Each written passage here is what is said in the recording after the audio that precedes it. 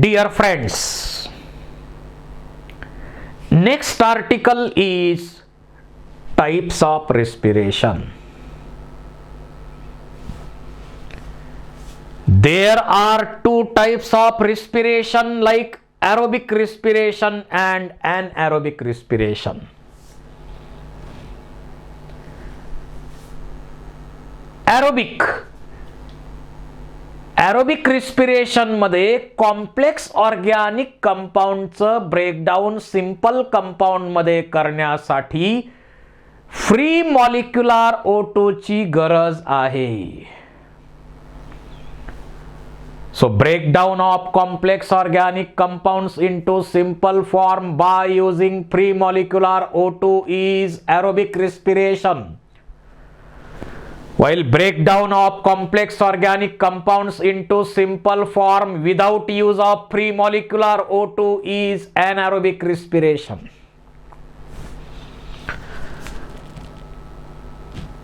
Aerobic respiration मध्ये ग्लुकोजचं breakdown CO2 आणि वॉटर मध्ये होतं, म्हणजे कंप्लीट ब्रेकडाऊन होतं.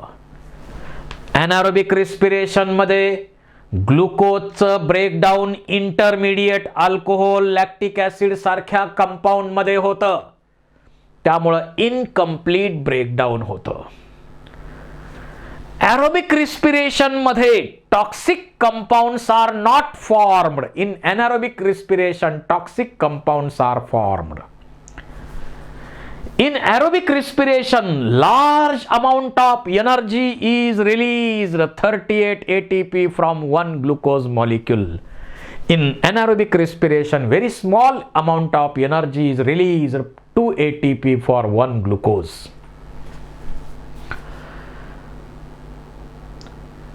जनरली एरोबिक ऑर्गॅनिझम जे आहेत, एरोबिक मध्ये मेजॉरिटी एरोबिक म्हणू आपण, हायर ग्रुप मध्ये ही प्रोसेस एरोबिकची कॉमन आहे.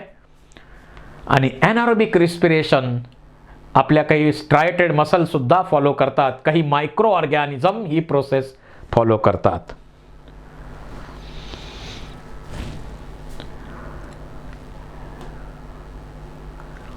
डिफरन्स तुम्हाला आता मी सांगितलेले आहेतच.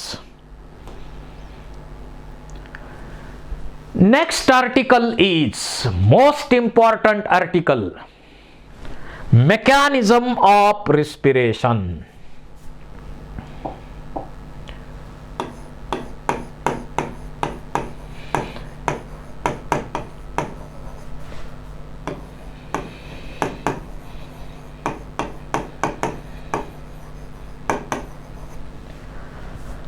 आणि रिस्पिरेशनच्या मेकॅनिझम मध्ये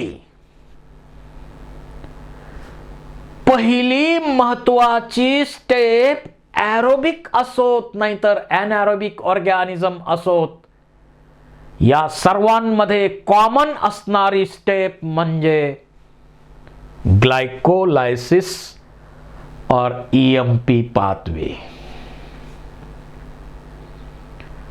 ग्लायकोलायसिस और EMP पाथवे.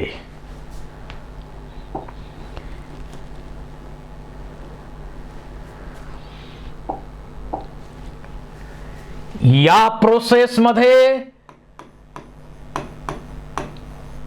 ग्लुकोजचं ब्रेकडाऊन केलं जातं 2 पायरुविक ऍसिड मध्ये, आणि म्हणून या स्टेपला ग्लायको म्हणजे ग्लुकोज, लायसिस मीन्स ब्रेकडाऊन.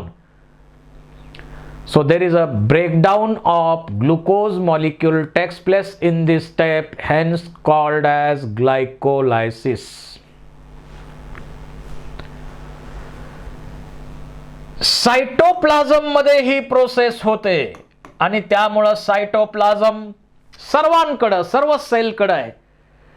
त्यामुळं एरोबिक रिस्पिरेशन फॉलो करणाऱ्या ऑर्गॅनिझम किंवा एनारोबिक फॉलो करणाऱ्या ऑर्गॅनिझम मध्ये सायटोप्लाझम असतोच, आणि या स्टेपला फ्री मॉलिक्युलर O2 पण लागत नाही.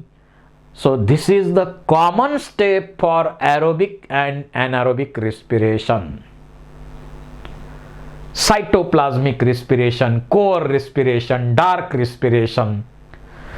The reactions of this pathway or this glycolysis discovered by E.M. Dunn,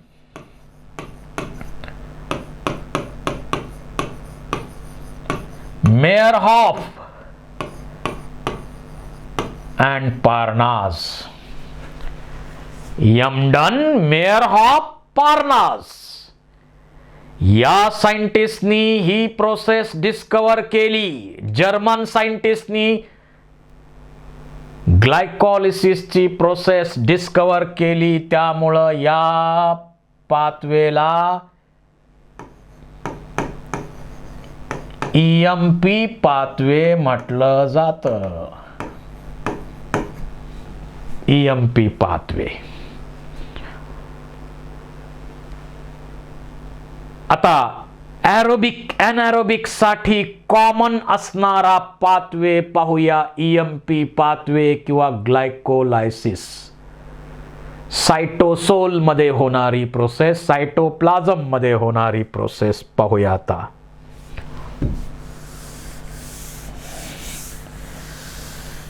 substrate अनेक प्रकारचे वापरले जातात. प्रोटीन हे सबस्ट्रेट आहे, फॅटी ऍसिड हे पण सबस्ट्रेट आहे, कार्बोहायड्रेट हे सबस्ट्रेट आहेत. अनेक प्रकारचे सबस्ट्रेट ॲरोबिक रेस्पिरेशन मध्ये यूज केले जातात. पण ग्लायकोलायसिस मध्ये मोस्ट कॉमन यूज केलं जाणारं सबस्ट्रेट आहे glucose. Glucose is most common substrate used in aerobic respiration.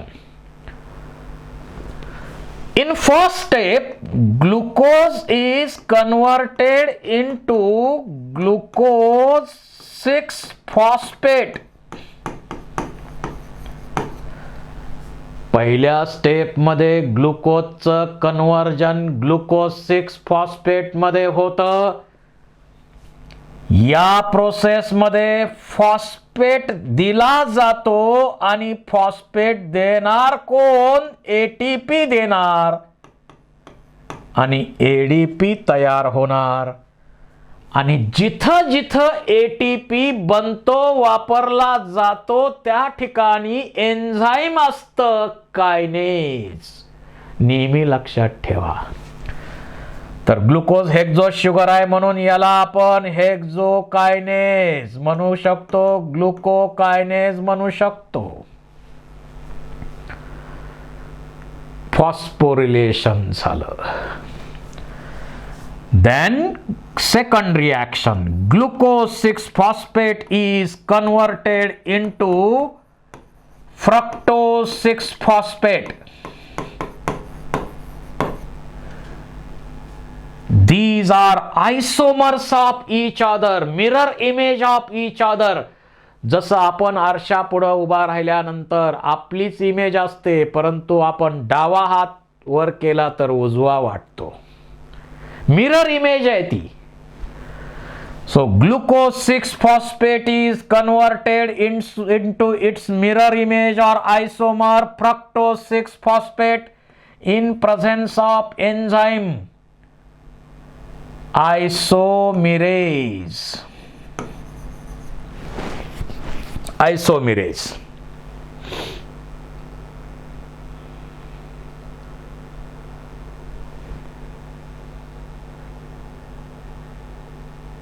त्यानंतर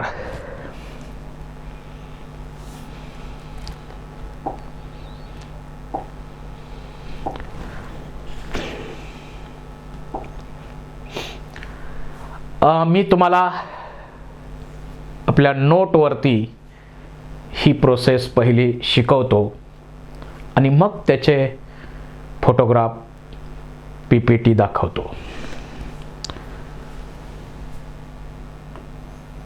Glucose is initial substrate. Glucose हे इनिशियल सबस्ट्रेट आहे. ॲरोबिक रिस्पिरेशन असो नाहीतर ॲनॅरोबिक असो. You know, many substrates are used in respiration. Carbohydrates use केले जातात, प्रोटीन्स यूज केले जातात, फॅट्स यूज केले जातात, पण इथं वेगवेगळ्या स्टेपमध्ये ते एंट्री करत असतात. पण इथं ग्लायकोलिसिस मध्ये मेन सबस्ट्रेट आहे, कॉमन सबस्ट्रेट आहे glucose.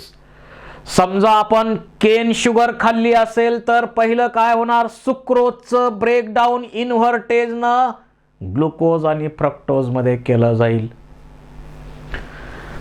Glucose is initial substrate for aerobic respiration. In first step, glucose is converted into glucose 6-phosphate. पहिल्या स्टेप मध्ये ग्लुकोजचं कन्वर्जन ग्लुकोज 6-phosphate मध्ये होतं. During this process phosphate is given by ATP and forms ADP. Enzyme इथं काय, हेक्झोकायनेज. जिथं जिथं ATP तयार होतो, वापरला जातो, त्या ठिकाणी एन्झाइम असणार कायनेज. आणि सबस्ट्रेट प्रमाणे नाव देतो आपण, ग्लुकोकायनेज म्हणा, हेक्झोकायनेज म्हणा. या ठिकाणी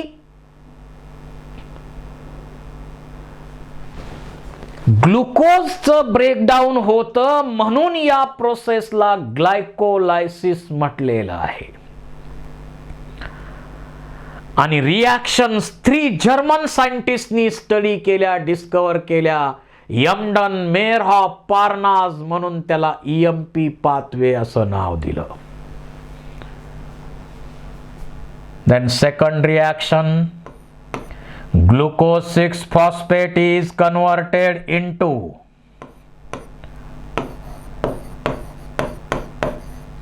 fructose 6-phosphate. Glucose 6-phosphate is mirror image of isomer of fructose 6-phosphate, so it is converted into fructose 6-phosphate. आपण आरशा पुढे उभा राहिल्यानंतर इमेज आपलीच असते, पण थोडा फरक आहे. डावा हात वर केला तर उजवा वाटतो की नाही. तसं ग्लुकोज 6-phosphate आणि फ्रक्टोज 6-phosphate एकमेकाचे मिरर इमेज असतात, आणि त्यामुळं ग्लुकोज 6-phosphateचं कन्वर्जन फ्रक्टोज 6-phosphate मध्ये होतं. आणि इथं एन्झाइम यूज केलं जातं, आयसोमेरेज.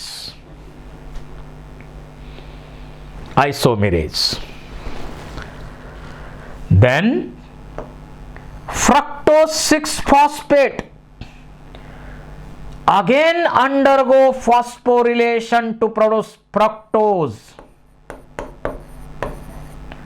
1,6-diphosphate.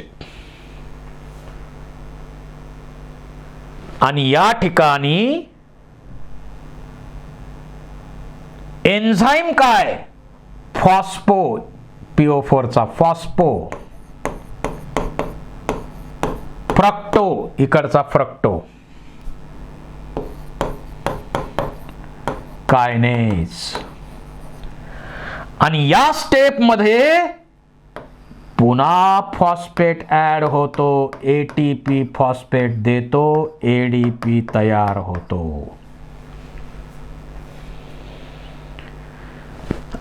फॉस्फोफ्रक्टोकायनेज हे अतिशय महत्वाचं एन्झाइम आहे.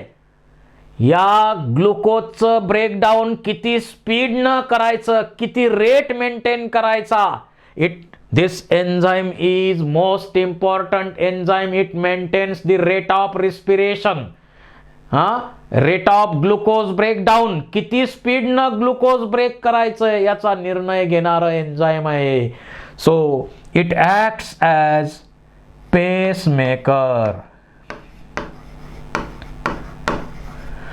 क्वेश्चन मे आस्क, पीएमटी मध्ये क्वेश्चन विचारलेला आहे माग. Which of the following enzyme in respiration acts as a pacemaker.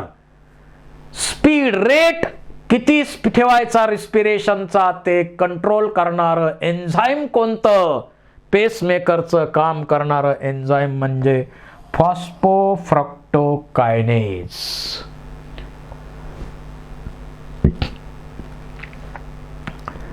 Then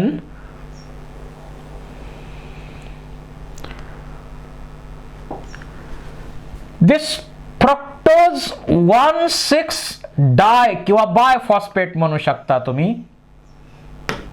splits into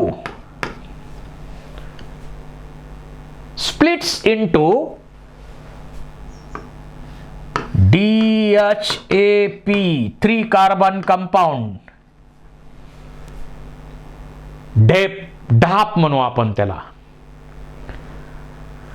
आणि ग्लिसरॉल्डिहाइड फॉस्फेट गॅप किंवा यालाच आपण म्हणू 3-फॉस्फोग्लिसरॉल्डिहाइड. अल्डिहाइड आहे. आणि अल्डोलेज एन्झाइमच्या सहाय्यानं 6 carbon compound splits into 2-3 carbon compounds like DAP and PGAL, that is a पागल 3 carbon compound. एक DAP 3 carbon compound, एक पागल 3 carbon compound बनला. आता किती पागल आहे. एकच पागल आहे. एक पागल एक डाप. नंतर काय होतं. DHAP and PGAL are isomers of each other, so isomerase enzyme वापरून डापचं कन्वर्जन आणखी एका PGAL मध्ये होतं, पागल मध्ये होतं. So finally 2 molecules of PGAL are formed. 2 molecules of PGAL are formed. ठीक आहे. नाउ आता मी इथं फक्त PGAL 2 into 3-फॉस्फोग्लिसरॉल्डिहाइड किंवा यालाच आपण 2 molecules पुढं लिहूया. Now 2 molecules of PGAL are converted into 2 molecules of 1,3-diphosphoglyceric acid. ऍसिडच बनणार ना अल्डिहाइड पासून. या प्रोसेस मध्ये ऑक्सिडेशन होतं, त्यावेळी हायड्रोजन्स रिलीज होतात. ते हायड्रोजन NAD+ एक्सेप्ट करतो. 2 protons and 2 electrons are released. आणि यापैकी 2 proton 2 इथं NADH 2 प्रोटॉन पैकी एक प्रोटॉन 2 इलेक्ट्रॉन मिळून काय बनतं तर NADH. आणि एक एक्स्ट्रा हायड्रोजन इथं H+. So 2 NADH plus H+ are produced in this process. Dehydrogenase enzyme आहे इथं. त्याचबरोबर या प्रोसेस मध्ये H3PO4 फॉस्फेट डोनेट करतो. It acts as a phosphate donor. H3PO4 acts as a phosphate donor in this step. ATP नाही देत phosphate इथं, H3PO4 phosphate देतो. And 3 PGAL are converted into 1,3 डाय और बाय फॉस्फोग्लिसरिक ऍसिड, त्याचे 2 molecule बनणार. 1,3 डायफॉस्फोग्लिसरिक acid और बायफॉस्फोग्लिसरिक acid. Now 2 molecules of 1,3 diphosphoglyceric acid converted into 3 phosphoglyceric acid. 2 molecules त्याचे पण. During this process, phosphates are given out, which are accepted by 2 ADP and produces 2 ATP molecule directly by substrate level phosphorylation, SLP म्हणू आपण. एकूण ATP 3 प्रकारे तयार होतात. जे ATP photosynthesis मध्ये तयार होतात त्यांना म्हणतो फोटोफॉस्फोरिलेशन. रिस्पिरेशन मध्ये 2 प्रकारे एटीपी बनतात. जे एटीपी डायरेक्ट ईटीएसच्या मदतीशिवाय बनतात ते सबस्ट्रेट लेवल फॉस्फोरिलेशन, आणि ईटीएसच्या मदतीनं बनत असतील तर ते oxidative phosphorylation.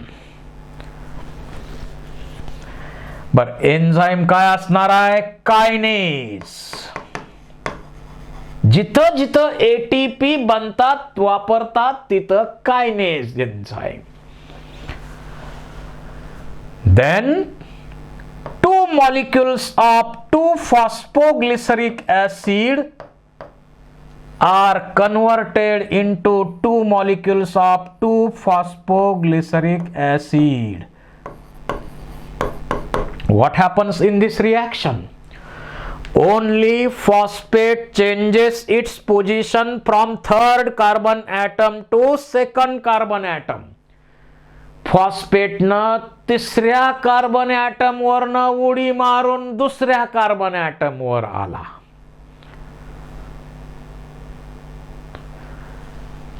Here enzyme mutates, आणि या प्रोसेसला आपण म्हणतो पोझिशन आयसोमरायझेशन. या प्रोसेसला आपण म्हणतो पोझिशन आयसोमरायझेशन. याच्या पूर्वी 2 ठिकाणी आयसोमरायझेशन झालं आणि हे 3रं ठिकाण आहे. ग्लायकॉलिसिस मध्ये 3 स्टेप मध्ये आयसोमरायझेशन होतं, हे विसरू नका. क्वेश्चन विचारला जाईल, नोट डाऊन करून ठेवा. Now 2 molecules of 2-PGA by releasing water molecules, 2 H2O, they are converted into 2 molecules of phosphoenol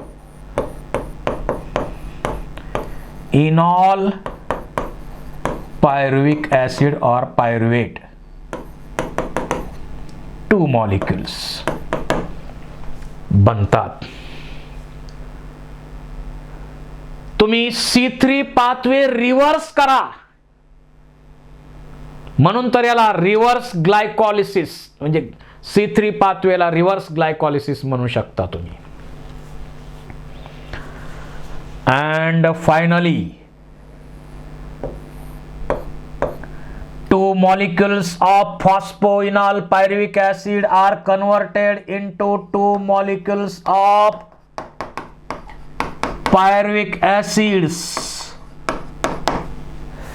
During this process, water molecule is added. फक्त मेन्शन केला नाही कोणीच, पण इथं रिलीज होतो वॉटर आणि इथं ऍड होतो, हे लक्षात असू द्या. रिलीज होणारा दाखवलाय पण ऍड होणारा कोणी दाखवलेला नाहीये. ठीक है. During this process, phosphates are given out, which are accepted by 2-ADP and forms 2-ATP molecules. अशा प्रकारे इथं 2 ATP तयार झाली सबस्ट्रेट लेवल फॉस्फोरिलेशन न. एन्झाईम कोणतं? आयसोमेरेज. अशा प्रकारे एका ग्लुकोज मॉलिक्युलचं ब्रेकडाऊन करून पहा, एका ग्लुकोज मॉलिक्युलचं ब्रेकडाऊन करून 2-पायरुव्हिक ऍसिडचे मॉलिक्युल तयार झाले ग्लायकोलायसिस मध्ये. या ठिकाणी फॉस्फोरिलेशन किती स्टेप मध्ये झालं? तर इथं एक झालेलं आहे, इथं एक झालं, इथं एक झालं आणि H3PO4 ने एक फॉस्फेट दिला. 3 टाइम्स फॉस्फोरिलेशन टेक्स प्लेस. या ज्या पहिल्या स्टेप्स आहेत यांना प्रिपरेटरी म्हणतो आपण. आणि या पैसा वसूल फेज, कारण एटीपी बनतात, यामध्ये 4 बनतात, टोटल 4 एटीपी बनतात, परंतु त्यापैकी 2 युटिलाइज केले म्हणजे नेट गेन 2 एटीपी राहिला. So net gain 4 ATP produced, 2 utilized, so net gain 2 ATP and 2 NADH plus H plus हे मिळालेले आहेत. हे आता ETS कडे पाठवायचे NADH. या प्रोसेस मध्ये किती स्टेप मध्ये आयसोमरायझेशन होतं? 3 स्टेप मध्ये, 1, 2 आणि 3. या प्रोसेस मध्ये 3 carbon compound as to 6 carbon compound ratio काय आहे? 1, 2, 3, 4. 6 कार्बन कंपाऊंड किती आहेत? 4 आहेत. 1, 2, 3, 4, 5, 6, 7. 4 as to 7. 6 carbon as to 3 carbon, हा रेशो यांचा असा आहे. अशा प्रकारे सायटोप्लाझम मध्ये, ग्लायकोलिसिस मध्ये, सर्व ऑर्गॅनिझम मध्ये ही स्टेप होणारच. कारण सायटोप्लाझम मध्ये होते, मायटोकॉन्ड्रियाचा गरज नाही, तर फ्री मॉलिक्युलर O2 ची गरज नाही. एका ग्लुकोज पासून 2 पायरुव्हिक ऍसिडचे मॉलिक्युल्स अशा प्रकारे या स्टेप मध्ये तयार होतात. आता आपलं पीपीटी प्रेझेंटेशन काय म्हणतं त्याच्यावर आपण पुन्हा बघूया. पहा, glucose is initial substrate for aerobic and anaerobic respiration. First reaction, glucose is converted into glucose 6-phosphate. During this process, phosphate is given to this compound and produce ADP in presence of hexokinase enzyme.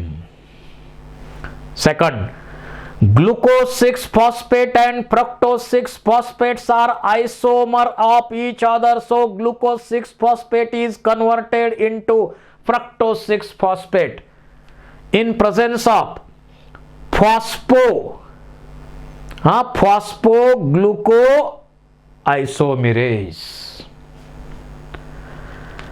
Then fructose 6-phosphate undergo phosphorylation in presence of phosphofructokinase enzyme to produce fructose 1,6-biphosphate or diphosphate. हे enzyme या ग्लुकोजच्या ब्रेकडाऊनचा rate decide करतं. त्यामुळं याला pacemaker असं म्हटलेलं आहे.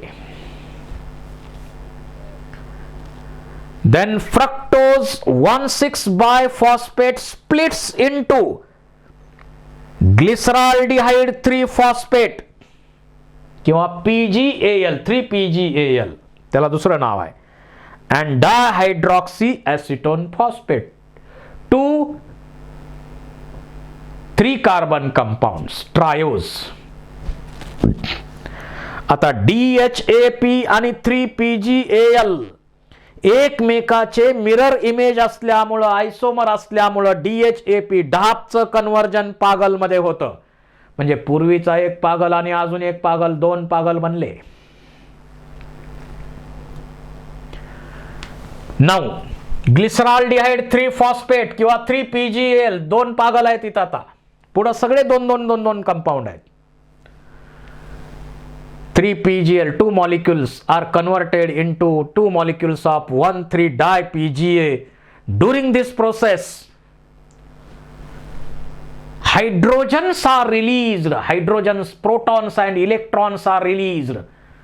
2 protons out of 2 protons, 1 proton, 2 electron combines with NAD plus and forms NADH, and again 1 hydrogen, empty hydrogen is associated, NADH. Here H3PO4 acts as a phosphate donor आणि enzyme काय असणार आहे? डिहायड्रोजिनेज. जिथं जिथं NADH किंवा FADH2 बनतात तिथं enzyme असतं डिहायड्रोजिनेज. Then 1,3-biphosphoglycerate 1,3-diphospho किंवा biphosphoglyceric acid is 2 molecules are converted into 2 molecules of 3-phosphoglyceric acid. During this process, phosphates are given out which are accepted by 2 ADP and produce 2 ATP by substrate level phosphorylation in presence of phosphoglycerate kinase enzyme. Then 2 molecules of 3-PGA or 3-phosphoglyceric acid are converted into 2-phosphoglyceric acid, 2 molecules of 2-PGA. In presence of phosphoglycerate mutase enzymes, there is a position isomerization. That means phosphate changes its position from 3rd carbon atom to 2nd carbon atom. Then by releasing water, 2-PGA is converted into phosphoenol pyruvic acid, 2 molecules of phosphoenol pyruvic acid in presence of enolase enzyme. And finally 2 molecules of PEP, phosphoenol pyruvate, are converted into 2 molecules of pyruvic acid in presence of pyruvic kinase. Phosphates are given out which are accepted by 2 ADP and forms 2 ATP. तेव्हा एका ग्लुकोजचं breakdown करून 2 pyruvic ऍसिडचे molecule मिळाले, 2 NADH plus H+ चे molecules मिळाले, 4 ATP बनले, 2 वापरले, net gain 2 ATP. आता इथं जे आपण आतापर्यंत एक्सप्लेन केलेलं आहे तेच इथं दाखवलेलं आहे. बघा, एमडन, पार्नाज, मेयरहॉफ ह्या सायंटिस्टचे फोटोग्राफ आहेत इथं.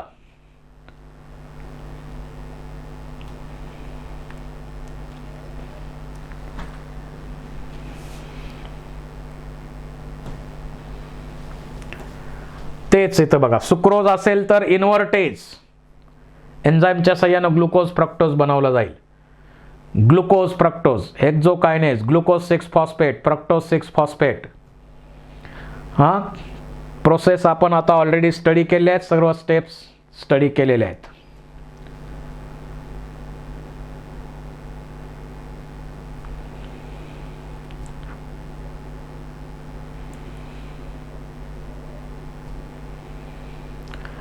ओव्हरऑल पाथवे पुन्हा एकदा इथं पाहू शकता.